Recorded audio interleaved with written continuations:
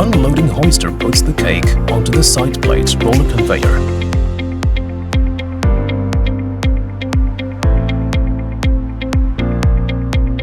The roller conveys the cake to the separator area.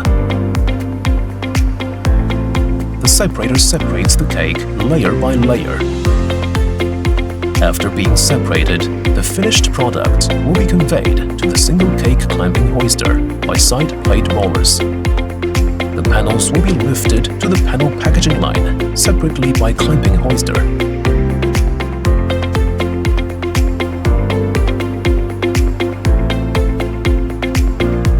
The robotic arm and the rotary hoister cooperate to lift the block to the non-pallet packing line for stacking, selecting blocks, and packing.